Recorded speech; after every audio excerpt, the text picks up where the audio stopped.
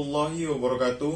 Izin memperkenalkan diri, Taruna Madya Politeknik Ilmu Pemasyarakatan Angkatan 54. Nama Sultan Fatahila STB 3883, Program Studi Manajemen Pemasyarakatan A.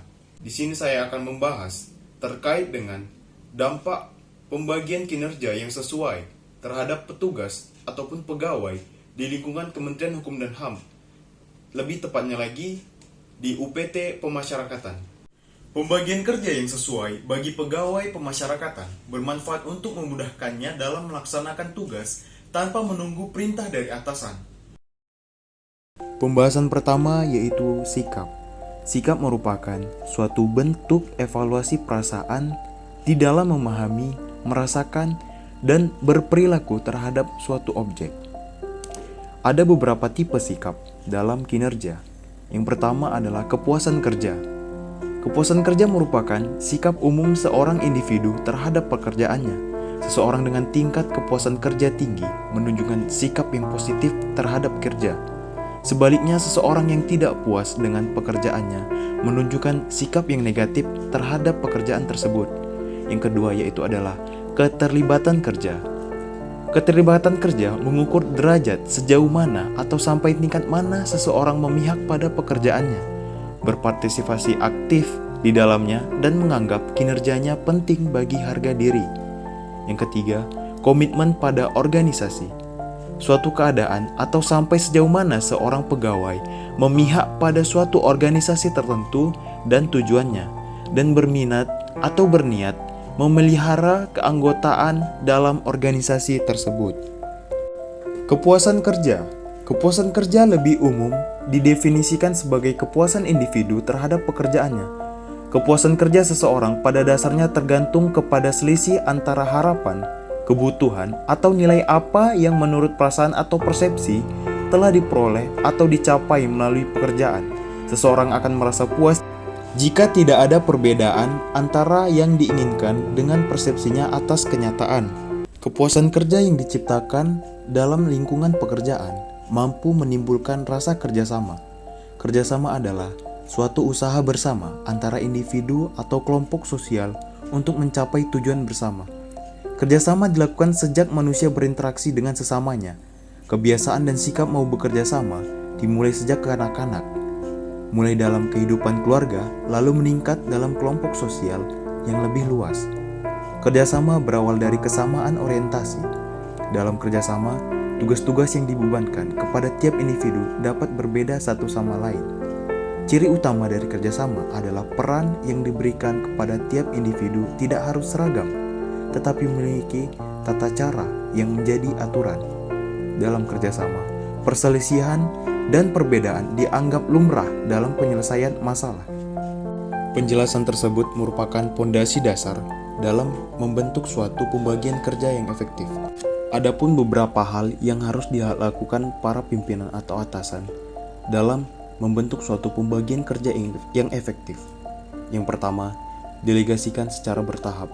Ketika mendelegasikan tugas kepada para pegawai, usahakan untuk melakukannya secara bertahap. Mulailah dengan memberikan tugas kerja yang bersifat umum, rutin, dan sederhana, sebelum akhirnya memberikan tugas lanjutan yang membutuhkan kemampuan serta pengalaman khusus di bidang tersebut. Yang kedua, lakukan pendampingan kepada pegawai. Dalam melakukan pembagian kerja, sebisa mungkin luangkan waktu untuk memberikan pendampingan secara intensif kepada pegawai.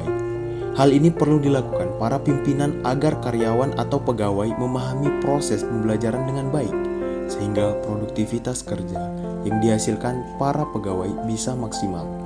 Yang ketiga, berikan ruang bagi para pegawai untuk berkembang. Selain melakukan pendampingan secara intensif, para pimpinan juga perlu memberikan kewenangan khusus bagi pegawai untuk berkembang.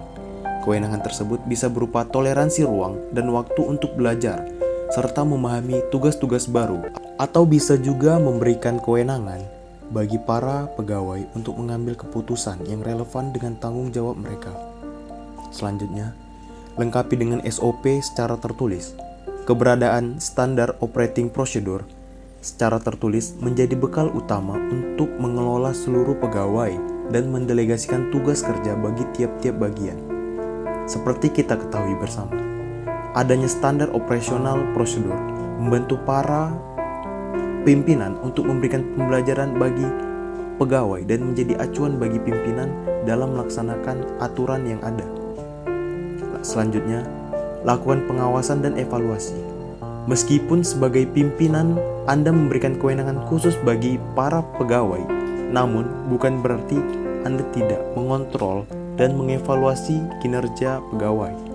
Lakukan pengontrolan secara berkala, misalnya dengan meminta laporan kerja harian, mingguan, bahkan bulanan, untuk mengetahui sejauh mana hasil kerja para pegawai.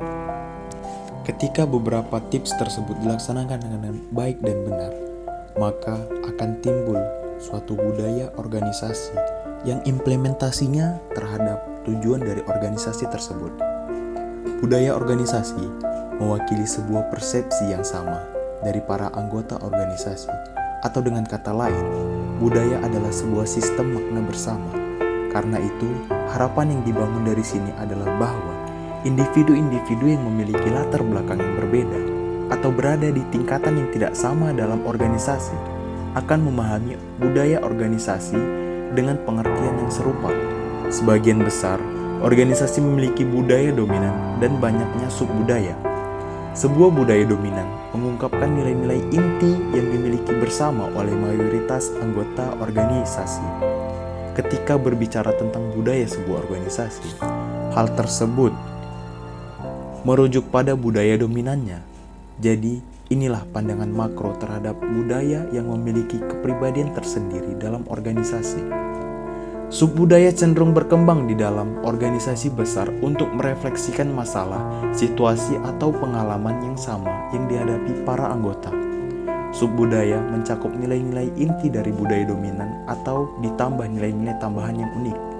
Jika organisasi tidak memiliki budaya dominan dan hanya tersusun atas banyak subbudaya, nilai budaya organisasi sebagai sebuah variabel independen akan berkurang secara signifikan. Karena tidak akan ada keseragaman penafsiran mengenai apa yang merupakan perilaku semestinya dan perilaku yang tidak semestinya.